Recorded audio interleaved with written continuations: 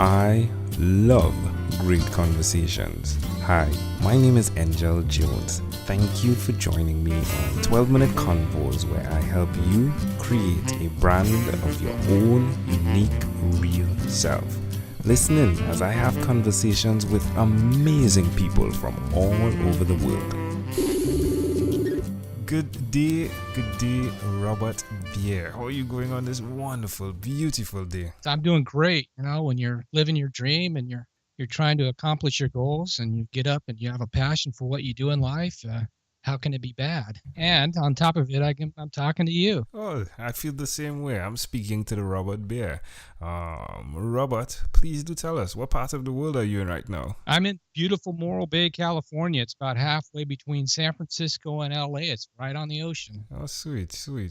Love that. Tell me which of your talents is responsible for us meeting. Well, I'm guessing it's podcasting because I'm the host of the Invention Stories Podcast, and you appear to be interviewing podcasters currently. Yes, I am. And when you say podcaster, I say family. So podcaster family. Well, that's amazing. Well, yeah, tell us a bit more about the Invention Stories Podcast, please. Well, I'm the host of the Invention Stories Podcast, and we share the stories of inventors from the time they had the idea to wherever they are today. You know, the Invention Story Podcast invites the listeners to learn about the person and the journey behind the product. Yeah. So tell me about the artwork on your LinkedIn. Like the other guy I just had on as well, he had an amazing artwork. Well, the previous to your conversation. But nevertheless, what is this artwork and what does it represent? With the head. And then it seems as though it's a leaf coming out of the head. Yeah, it's like the idea, you know, it's the sprout man, and I had somebody create it for me and as a logo, and I just absolutely love it. It's like this idea. Then if you give it any idea some love and some attention and work and effort and make it grow, and it's like, you know, you have this idea and it's just popping out and starting to grow. Yeah, I love like three things about it. One, I love the fact that in the LinkedIn page, it looks like an eye, and as well on the Skype, it looks like a button. And then thirdly, I like the colors that you chose, which just gives me this easy, nice feeling, right? Minty green.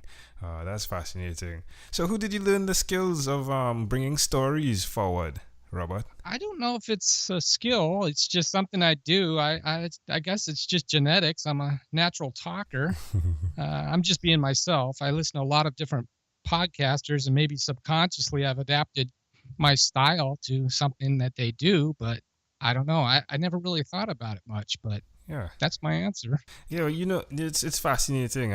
Someone doing something that comes naturally to them, it really doesn't feel as though it's anything spectacular. It's like, yeah, this is what I do. Like, yeah, what is it? But to the other person who's never done it, like, you are amazing, right? It's, how does he do that? Why will you continue though? Even though it's easy, right? Why will you continue to repeat the skill of bringing other stories to the media streams? Well, I tell you, I started off as a blogger on inventionstories.com, and I posted over 300 stories since 2009. And after years of interviewing inventors and writing their stories up, I thought it better to be interviewing the inventors on a podcast instead.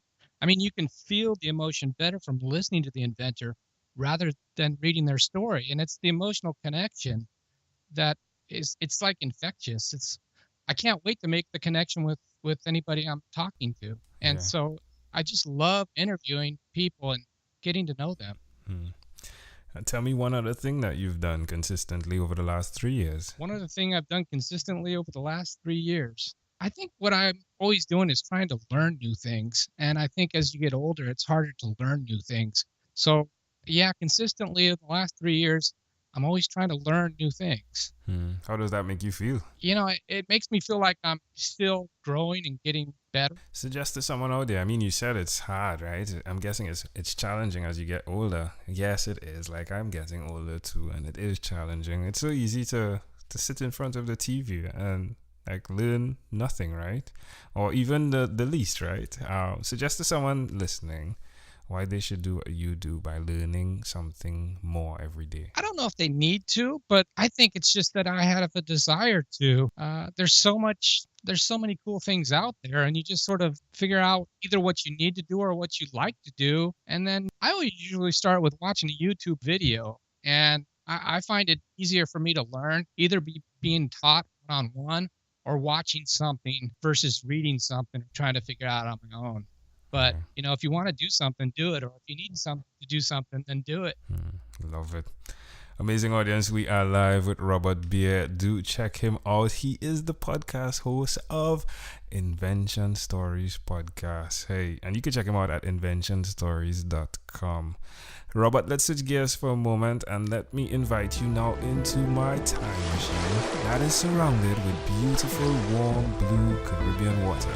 Robert, what is your earliest childhood memory? The Sylmar earthquake back in 1971. Wow. I was living a couple of miles away from the epicenter, and my parents rushed me and my brothers and sister into the hallway where we covered our heads and we sat out waiting the shaking to end.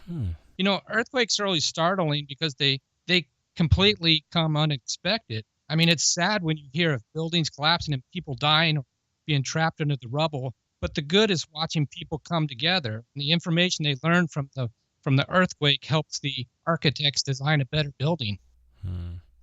How old do you think you were? I was probably about 3 or 4. Why do you think this memory is so clear? I don't know how you could be 3 and 4 and not live through a pretty incredible earthquake and not forget it. I don't know if it's the earliest memory, but it's the one I'm 100% sure I had. I mean, sometimes you think you have a memory and maybe you do and maybe you don't. Yeah. I remember that. Well, can I offer an interpretation to the thought picture you created in my mind? Sure, absolutely. Wonderful. Well, I love the fact that you just said when destruction comes or disaster, that people come together, right, to invent better, to do things that are better. And I'm saying invent and pressing really hard in there because it's fascinating to see that you've decided to invent better before disaster comes, and you highlight people who invent before the thing really occurs, right? Which is like the pre to the post, right? The invention, isn't it? Sounds good to me. Robert, if we fast forward to when you were 12, what was your favorite song? That's an easy one. It's Stairway to Heaven. I think from the moment I was able to listen to music to today, it's Led Zeppelin's Stairway to Heaven. I think it's the perfect song. I mean, 79 when I was 12, disco was really big, and Pink Floyd, The Wall came out with Comfortably Numb and Another Brick in the Wall, and those were great. But no matter what, I've always enjoyed listening to, I never get tired of it, Stairway to Heaven by Led Zeppelin. Love it. Stairway to Heaven. Well, Robert, we have arrived at our destination, but before we get off of this time machine, there is a small declaration form. So it's yes or no, possibly a bit more. We're going to go pretty quickly. Robert, have you chosen someone to pass on your skills to? No, I haven't. Are you married? I've been married 6 years, yes. Do you have children? No children. I've had the opportunity to raise a nephew for a couple of years, and I help out my nieces and nephews, but no children. Do you believe in God? Well, I try to keep politics and religions to myself. Do you have an inner circle of friends? I do. I have a small, tight inner circle of friends. Do you watch TV for more than 3 hours a day? Sometimes I do. I like TV. I like how you said that. I like TV. I just finished watching 15 hours of the Vietnam War by Ken Burns, and I learned more than I would have by reading about it. Sometimes I enjoy just laughing, like The Big Bang Theory. I know it's easy to bang on people who watch too much TV, but the content today is incredible. The storytelling, the money they're putting into it.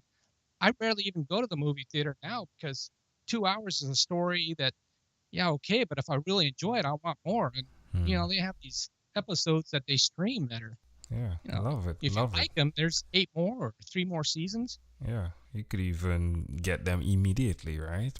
You don't need to wait till next week. Right. Yeah. What about screen time? The phone and or the computer, is it more than 8 or less than 8 hours a day? Lately, it's been more. Right. You know how it is when you're doing a podcast. I do. You want it to be great. The more of a perfectionist you are, the longer you spend in front of it. Yeah. Well, Robert, after having 1,001 of those podcast conversations in 2016, what are we in right now? Yeah, in 2016, in 3 months, I came up with a workbook, and the name of it is Yours. It stands for Your Own Unique Real Self. Connected to that is Your Own Unique Real Statement, your mission. If you had to share with us, Robert, your own unique real statement, something that represents who Robert Beer is, what would you say that is? Yeah, that was a tough one. I think it's be myself and live my life. Love it. And I'll just keep it simple like that. Yeah.